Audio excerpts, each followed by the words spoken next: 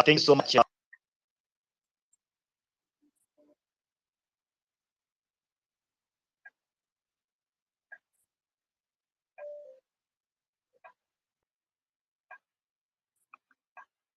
Hello, Decent. We cannot hear you.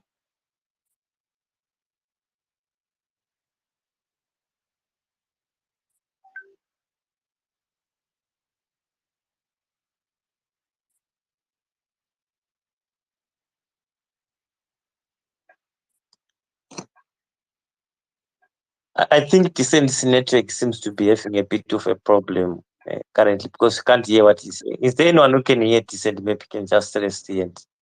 Or maybe we can just start by having our first question to my brother who is a bit audible while Decent is just trying to reconnect his network. Oh, it's all right. Thank you, sir, for that suggestion. To Mr. Hloni Pondlovu, what is your take on the preliminary delimitation report that has been submitted to the president, to the parliament, and the parliament submitted their own proposal to the president, and now the president has submitted his own views on top of that of parliament back to the electoral commission? What are your own views regarding that whole process? Thank you, Mr. Tafi. I hope you can hear me clearly. Yes, you are. Okay, yeah, thank you. Now, looking at the current preliminary delimitation report that has been tabled by the Zimbabwe Electoral Commission, there are a lot of disparities, there are a lot of ambiguities, and in the report, if you read through the given proposals that the report has, there's a lot of if I can say, deviations from the stipulated and recommended actions regarding the 20% allowances in some of the boundaries, as well as the numbers of voters that have been proposed in the new boundaries. One interesting thing about this preliminary delimitation report is that unlike maybe other policies that attract backlash from certain political parties, who are seeing a lot of political players, political parties across the divide coming in with a lot of concerns concerning the report. There's been a lot of upheaval from both the ruling party as well as the main opposition CCC regarding some of the decisions that have been presented in this report. But looking at some of the recommendations from the Constitution, this delimitation has been done within the stipulated time of more than 6 months. As per the dictate of the Constitution. But however, judging from the proposed time of the elections and the present, the additions as well as maybe the recommendations that have been tabled by Parliament and even by His Excellency might take more time to be effected, thus bringing us to the likelihood that the delimitation that was done in 2007 or 8 will be in effect as we prepare to undertake this current coming election. Thank you, Decent. Thank you, Tafi. Oh, okay. Thank you for such a detailed analysis of the preliminary report. Mr. Yangason, do you have anything to say? Oh, okay. Thank you very much, host. I'll just, as you are waiting for Descendant Andole to join, I'll just add my view. And thank you, my brother, for such a detailed analysis. And also, I'm seeing the other people who can also maybe help us also to unpack this. Those who feel they want to talk, they can just also request the mic. But what I feel about the preliminary delimitation report is that before I speak to the report itself, I want to speak to the process that has led to the production of the report. I want first to mention the issue that I feel is not being properly addressed, the issue of the Zimbabwe Electoral Commission.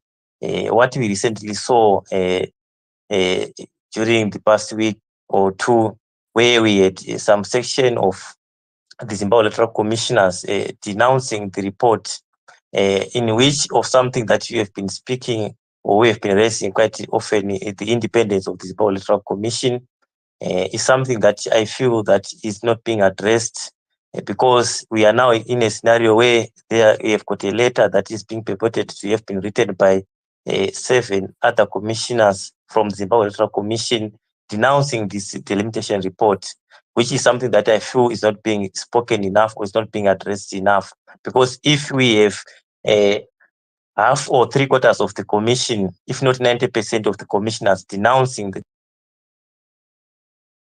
delimitation report, surely what you are discussing currently might not be necessary, because the commission itself is not taking ownership of the report. So this is the first thing that I want to raise before I talk about the report. To delimitation, and also section 337 of the Electoral Act that also talk about delimitation speaks widely about consultation, openness and transparency, so that we avoid issues of malapportionment and political gerrymandering. But you see, the process that was done by the Zimbabwe Electoral Commission was very opaque. There were no meaningful consultations that were being done. The ones that were done were marred by a lot of political violence, that even contributions from the public were not generally being taken or could not be submitted per se. You could see also that as you were the delimitation process was being conducted, the commission itself did not or refused to give political stakeholders the voters roll that is auditable and verifiable. By that I mean an electronic voters roll. They refused to give all political stakeholders who wrote to them, even civil society, political parties, even members of parliament. In their ad hoc report, they mentioned that they did not even have a voters roll to be able to verify what is contained in the delimitation report.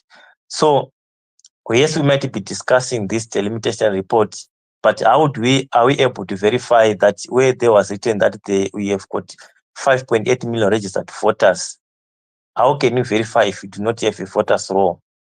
So this is something that I feel, before we talk about the report itself, this process alone was not transparent. Secondly, you would know that delimitation itself is also informed, other than by number of registered voters, it's also informed by the population census. There is no census report up to now.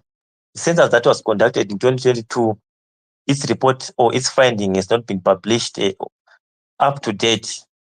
So all those two critical documents that should have been used for delimitation and also by stakeholders to be able to independently audit or monitor the delimitation exercise were not released to anyone. So what we discuss here is something that you just read from what they're saying. Whether they chose to be honest with us or not, or they chose to lie to us, is something that you cannot independently verify. This is the reason why I started by saying that if the commissioners, 7 out of 9 commissioners, are saying that they are not the authors of this delimitation report, so what are we currently discussing? What did the parliament debated? Now, commissioners themselves are rejecting it. So all these questions are the question that we should be raising towards the commission, and as the general public should be asking. If going further, maybe this delimitation will pass, but if the commissioners are not agreeing or are saying that this report was a product of 2 people being used by or furthering political interest, of all the 7, whose political interests are they serving? Who is also holding their pen when they were writing such a letter? Secondly, who is going to trust, or can they take us to confidence that in the 2023 elections, the results which are going to come out, are they going to be the product of the commission itself, or is going to be the product of the two commissioners furthering also political interest? So all these questions are going to be remain unanswered. Unfortunately, I know that you tried to invite the commission, but they didn't respond. I'm well aware of that.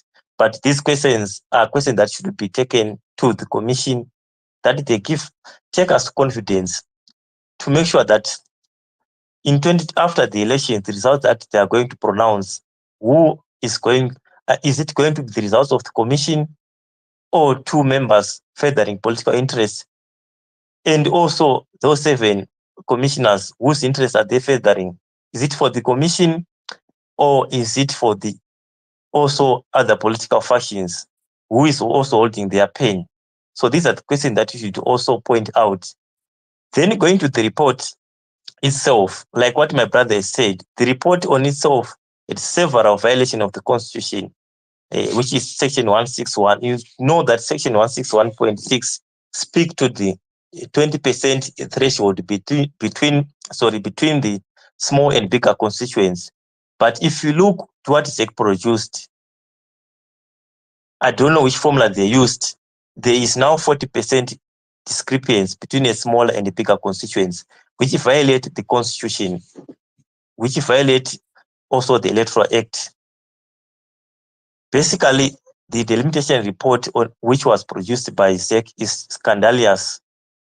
And I hope what has been raised by Parliament and other stakeholders is going to be considered when they read too. But further, I believe that we need also to craft delimitation regulations, because I am of the view that the Electoral Act or the Constitution that talks about delimitation is poorly worded, on the basis that if you look, it's different from that of the Lancaster House that was very clear that it also gives the formula, but this one is open to misinterpretation. So I believe that we must have delimitation regulation that is going to be able to guide us in terms of how constituents and wards are delimited. And it also, this delimitation act is also going to set up a commission that is compromised of that is consisted of experts that are going to be able to better deal with constitutional interpretation, to deal with issues of ICT, also to deal with the issues of mathematics.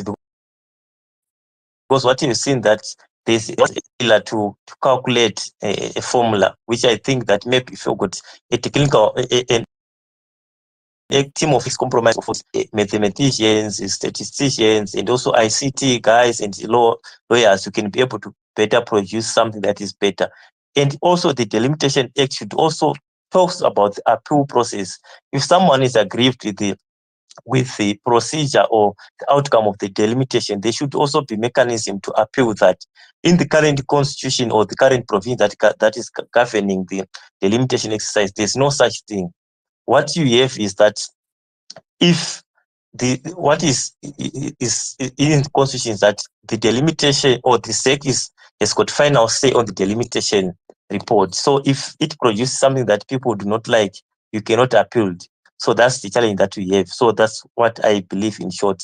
And I'll hand back to you, the mic host.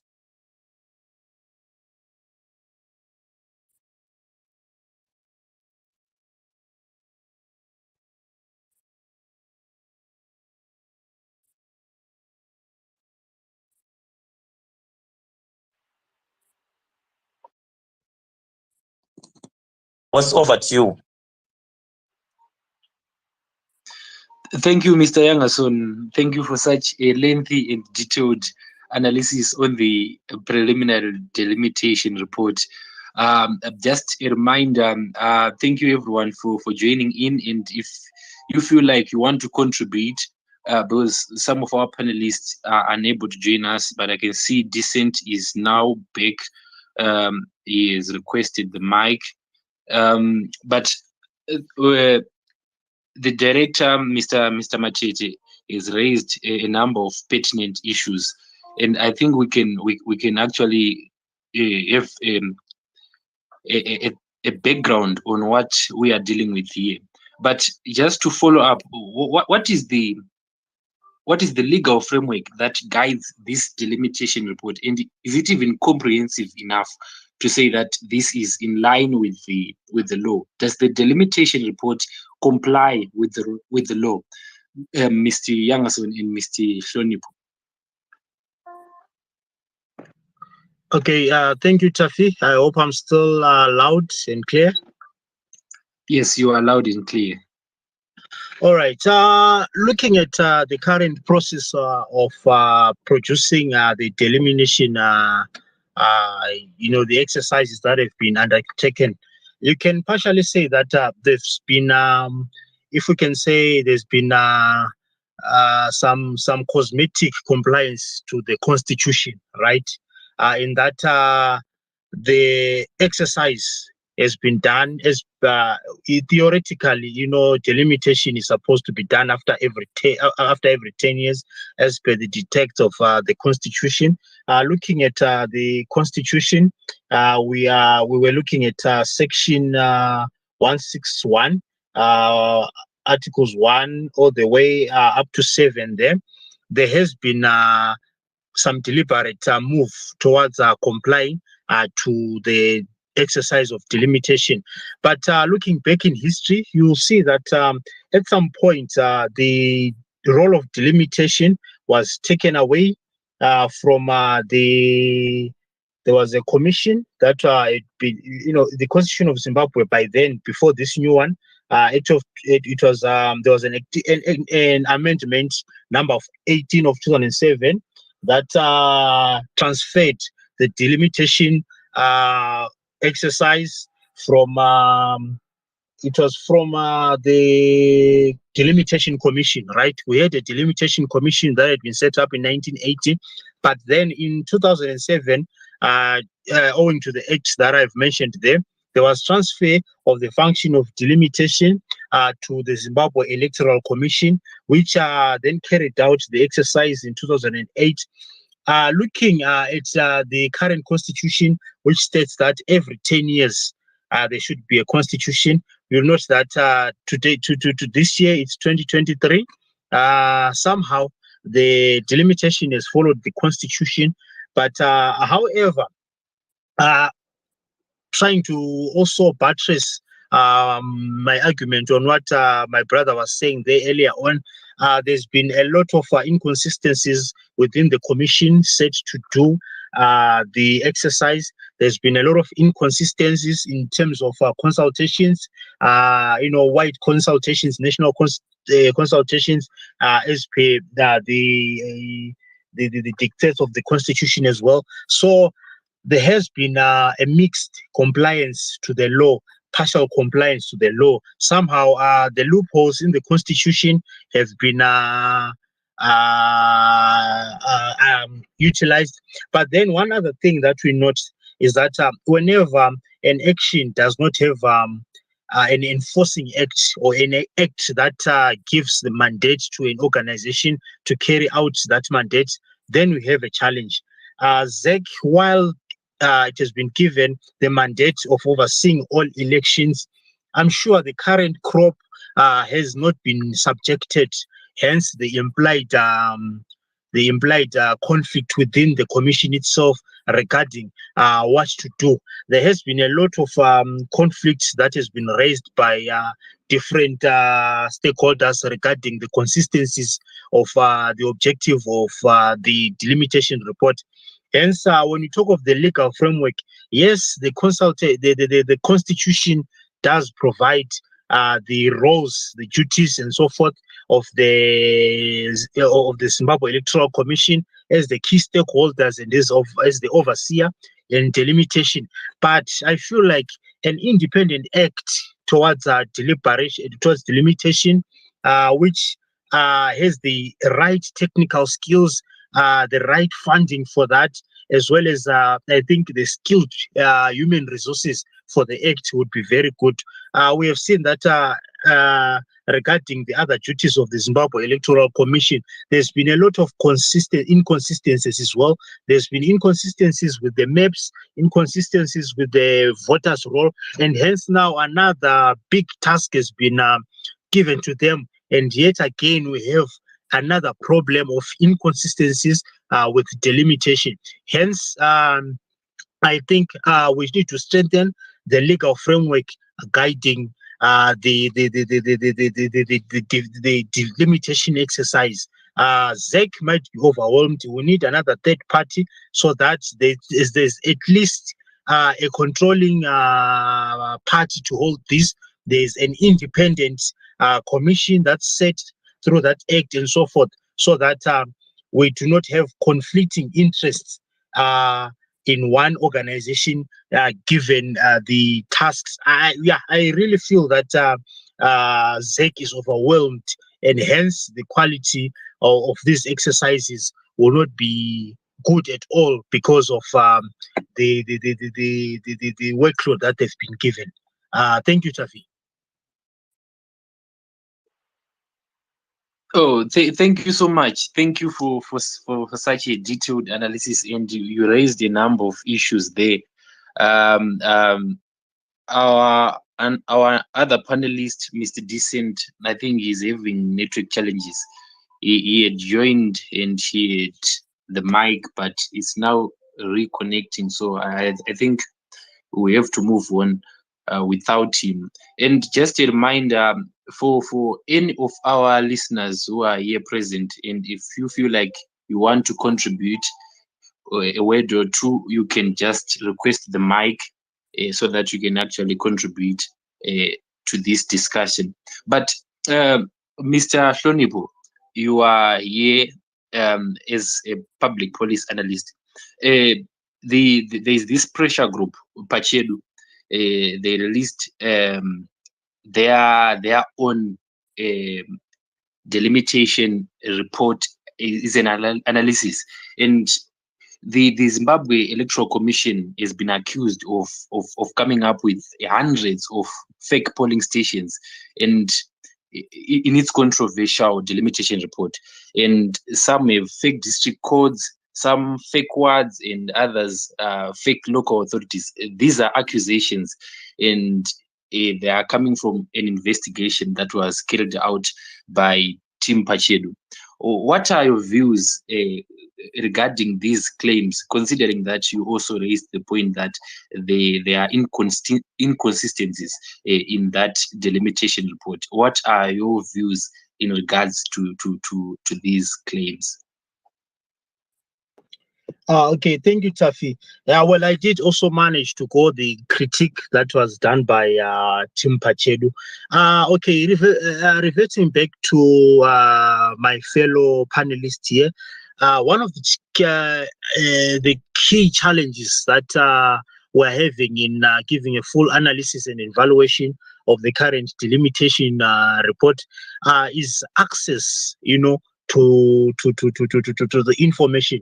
ZEC has been very evasive on offering the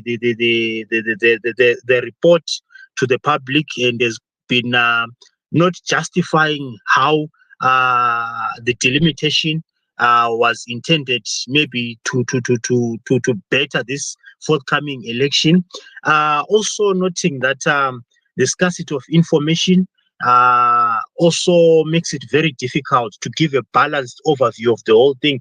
Tim Pachedu might have had access to some of this information, but however, since it's so very hard to verify some of their claims, it would be very convenient or very, very proper for the Zimbabwe Electoral Commission to actually issue a statement addressing most of these claims or accusations that have been leveled against them by Tim Pachedu. We know that in previous months or previous years, Tim Pachedu has also raised a number of concerns that have been taken into consideration. I remember when the voters' roll came out, Tim Pachedu was among the first to attend to a certain number of inconsistencies. For example, what they call it, the polling stations, the issue of dead voters, the issue of duplicate ID numbers, and so forth. To some extent, we might want to say Tim Pachedu does have some credibility, but however, noting that ZEC has been silent against these accusations. We know constitutionally, someone is has to be proven guilty or proven innocent. We cannot just be swept by certain accusations. There are still accusations at this level, and so we also know that when preliminary reports. Remember, this is a draft preliminary. It's not the final report. Considering that there has been contribution by His Excellency, there has been contribution by the Parliament of Zimbabwe. There's also hope that concerns can be raised and they can also the recommendations, the contributions that have come from Parliament, that have come from the President can also be factored in. Remember, when delimitation is done unfairly, it's all parties that are actually going to feel the effect also. I was just looking at some of the constituencies. For example, Umzingwane will be losing a part of its wards to Insiza. Lopane as well will be, sorry, it's Bubi that will be losing some parts to Lopane. In Marsh West, there's also a similar a similar case like that. But what we need to understand is that ZEC needs to give its answers regarding the accusations. It needs to come out transparent. If these were clerical errors, there were errors of omission, or if there were deliberate errors of commission, that's when we want to say, okay, ZEC has said this. But Tim Pachedu has played a vital role as a watchdog. It has played a vital role as I would say, maybe the public eye, which is something that you can need to consider. But my recommendation would be that Zimbabwe Electoral Commission should also give its own stance against the accusations that have been leveled against it. Thank you, Tafi.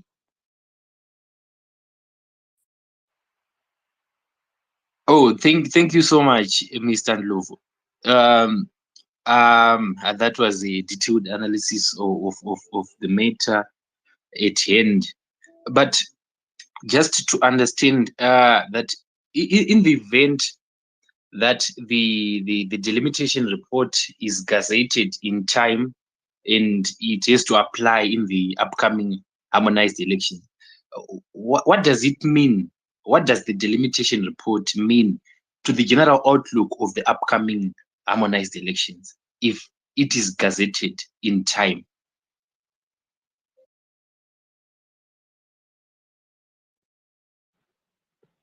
Hello, Tafi.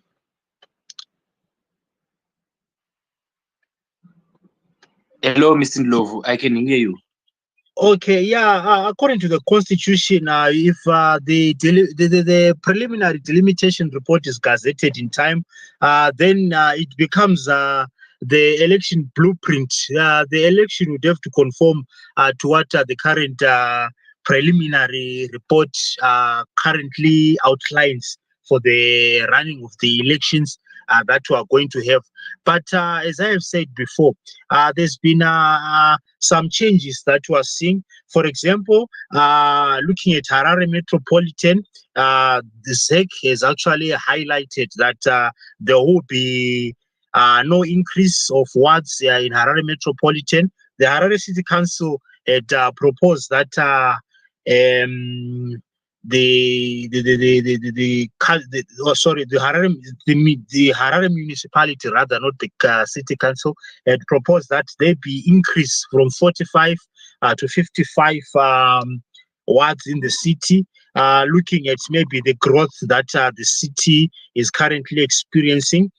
This would have seen some of areas like the new areas, say in Rua, in Epworth, and so forth, increasing in terms of wards. But then One ward has been taken from Harare, meaning that Harare will be having 44 wards. Same applies to Bulawayo. Bulawayo will be also losing one ward due to this current delimitation.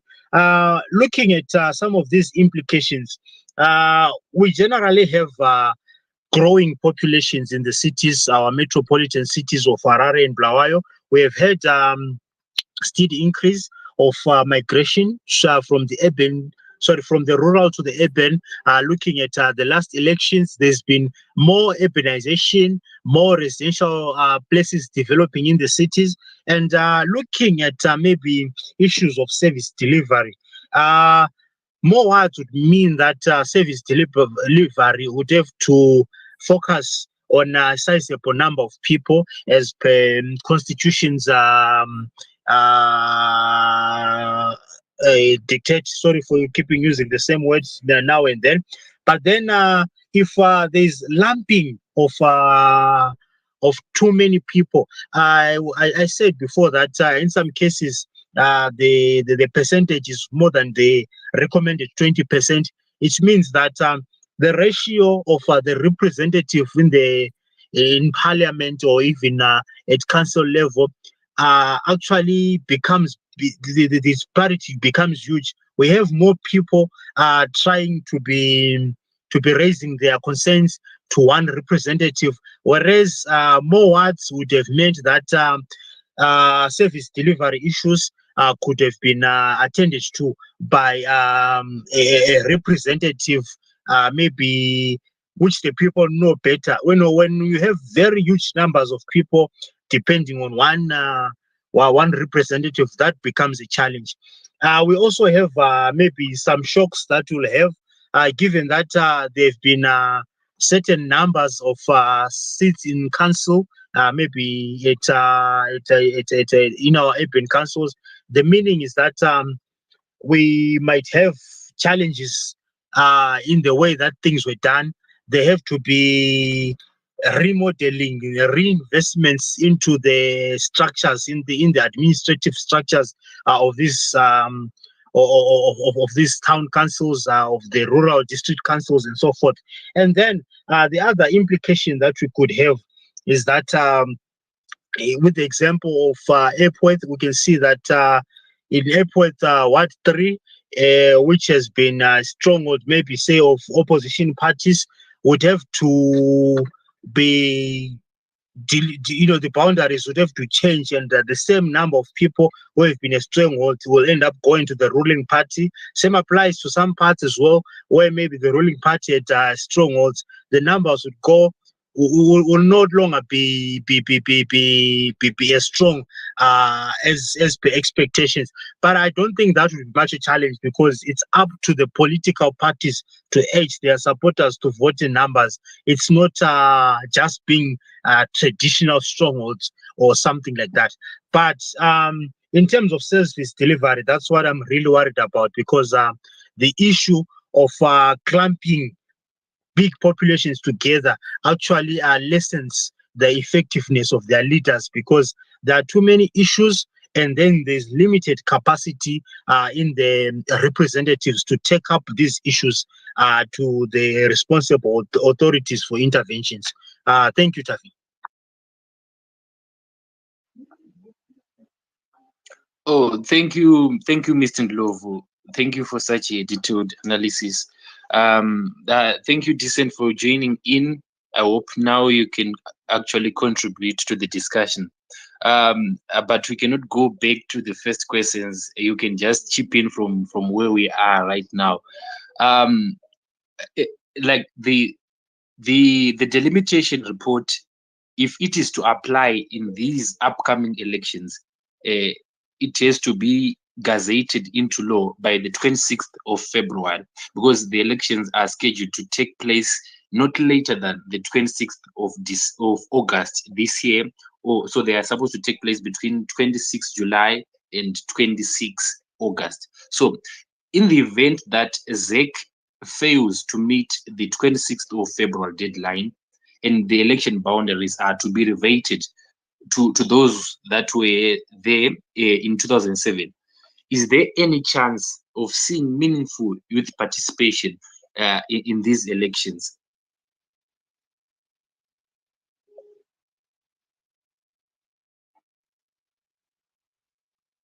I think my panelist is having some strong network challenges there. Um, Mr. Ndlovu, I think I'm being very unfair to you, but if you can chip in on this one.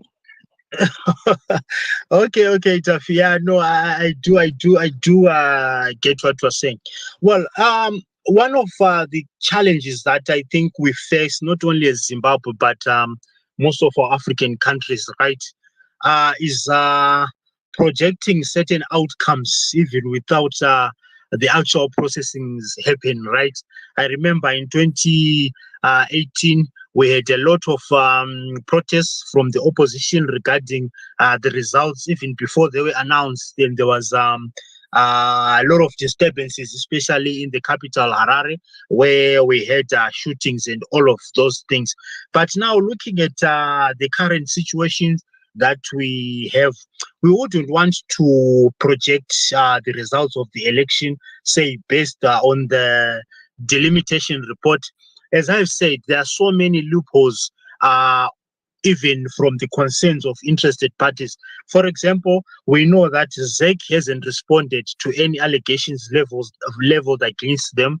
Hence, we cannot dismiss the entire report as fake or as invalid and so forth. However, what we can look forward to is that we after arguing maybe about the loopholes within this ZTC, we know that we have a parliament that has taken that report, that has acted on that report, which has also gone to the president again. And now we know that after handing back and after handing back to ZEC, and then the subsequent 14 days and so on, this preliminary report is going through constitutionally given route, which is which is something that we always look forward to achieving constitutionally, right? But then one of the issues that we should avoid at all costs is already crying about the legalities around the result of the forthcoming elections, even before we get to the elections. It will create a lot of despondency. The mantra has been for everyone to go to register to vote, right? But if we start doubting the outcomes of an election that hasn't taken place as yet, I think we will be also undermining our own democracy as a country. The hopes that maybe I would be putting with the people of Zimbabwe is that let's hope that if everything reverts back to the exercises that to the delimitation reports of 2007 or 8 thereabout. Let's remember the biggest opportunity that each individual has in Zimbabwe is to register to vote. That's the biggest thrust that I can push anyway. The only change, the only result that you get is after you register to vote. So let's promote registering to vote and actually going to the polling station on the day of the election and voting. While we may want to give allowance, maybe based on likelihoods, let's also remember likelihoods that we give today might also create huge voter apathy, huge voter despondency on election days. So the biggest issue, despite any issue that we can have, is that let's have people going out to vote. The result of the vote will be your choice. If you don't vote, then you have also chosen not to have the result that you have wanted. So we can have the delimitation and so forth, but we know that under the constitution in Zimbabwe, one man, one vote, and the outcome will determine who is in the House of Assembly, who's the president, who's the councillor. So I'm saying, let's go and register to vote, and let's also vote.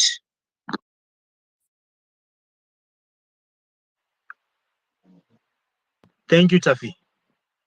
Thank you, Mr. Ndlovu, for those strong sentiments. That is the gospel that we are preaching everywhere.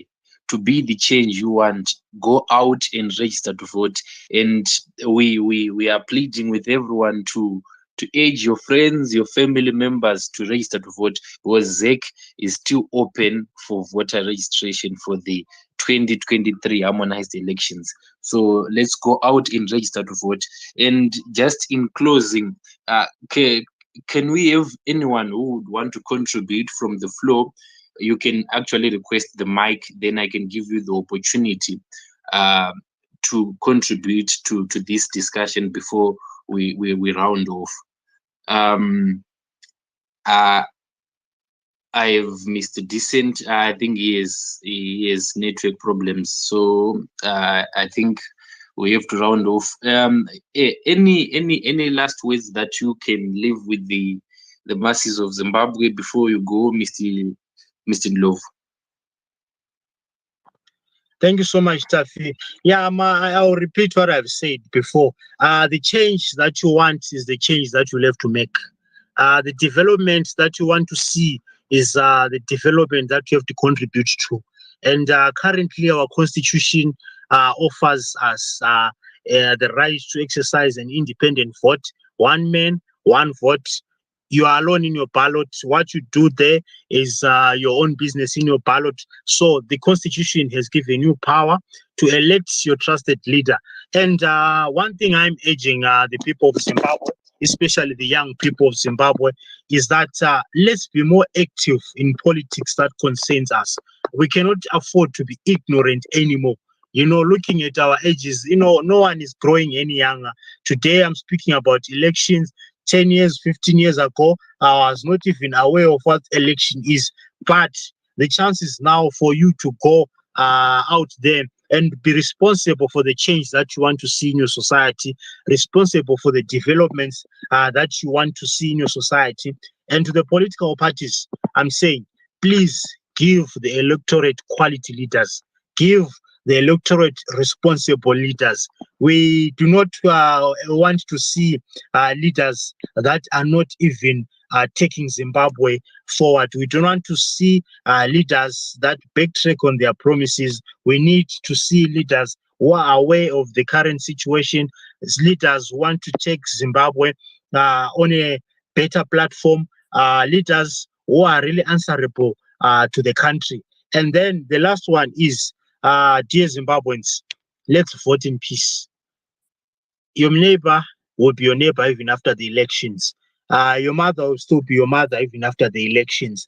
No to electoral violence. Difference in ideology doesn't mean that you have to beat or butcher your brother or anything like that.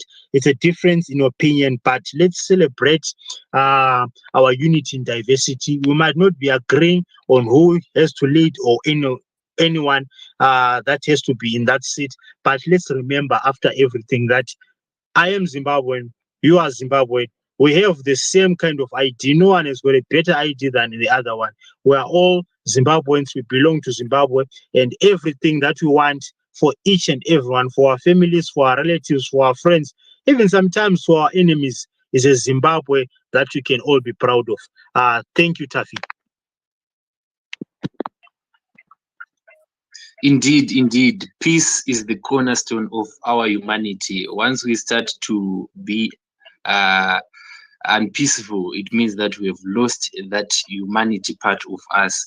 And I think the message is clear that as we approach the 2023 harmonized elections, we remain peaceful, as we are always neighbors, like what Mr. Ndlovu just said. We are always neighbors before elections and after the elections.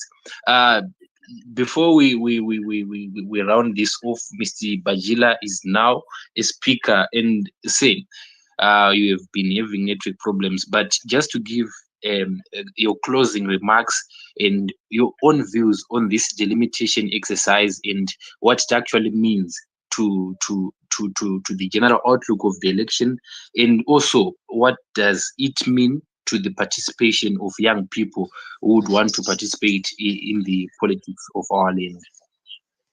Thank you so much, Tafi. Can you hear me? Tafi, can you hear me? Yes, you are very clear. Okay, thanks so much. Let me apologize for the network issues that I've been experiencing. I've been chucked out of this platform more than 5 times now, but I've been managing to the contributions by Ndlovu, contributions by Matete, and I think they are quite on point. What I should hasten to add is that the delimitation exercise did not follow the law judiciously. It violated both the ZEC Act and the Constitution of Zimbabwe in numerous ways. And I think the speakers have alluded to key of those ways that it violated the process. But also to say there is a need to come up with a separate law that puts all these pieces of legislation together. I was reading this afternoon the Vice President of the National Chiefs Council, Chief Umshane Kumalo, complaining that as the traditional leaders, they were not consulted in this exercise. And the issue of making sure that traditional boundaries and the traditional sensitivities are not violated is quite clear in the Constitution. It's not ambiguous. It's quite clear that it must be looked into. And if the chiefs themselves have to speak about this issue, it must tell you the extent to which this matter is violating the law. But also I should add that there are so many things. Also looking into section 161.6, which says that section 161.6 and 161.9, which speaks to the sizes of constitutions and sizes of wards. I mean, sizes of constituencies and sizes of wards. There is quite a lot that has been violated there, and it will be further violation if they want to reduce the number of wards in places like in metros like Bulawayo and Harare, because already you have got wards that have got 11, 12 and 10,000 people in these metros. Yet in rural areas, you have got wards that have got 3,000 and 4,000. So it's problematic to further reduce the number of wards in these areas. Lastly, I should add that the issue of mixing delimitation exercise, that it should come after the census. Once you look at what ZEC did, they actually disregarded everything census and focused only on issues that are about the voters' roll. So all issues that are not the voters' roll were taken away, including the issues that are about the census itself. So failure to abide by all these things actually negates much of what ZEC has done. And sadly, we only have year 2033 to salvage ourselves from this, because we are most likely to go with either the 2008 report as it is, or with the preliminary report as it excludes the parliamentary objections to it. I do not see any much in terms of addition of the parliamentary objections to the report. And this creates more problems, because it means that we are going for another 10 years with a problematic document. The 2008 document was problematic in itself because it had 4 or 5 constituencies that were outside the range. Currently, you have got a lot of constituencies that are outside the range because ZEC did wrong maths and created a 40% range instead of a 20% range. That one creates so many problems, and it is something that as a country, as a people, we have to look up to and find ways over the next 10 years to say, how best can we make our laws quite tight and quite clear in terms of what needs to be done and what needs to be done.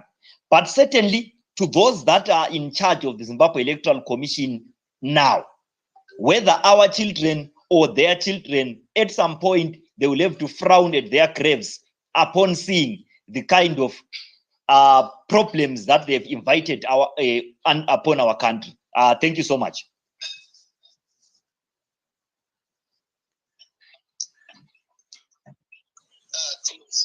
Thank you so much, Mr. Decent.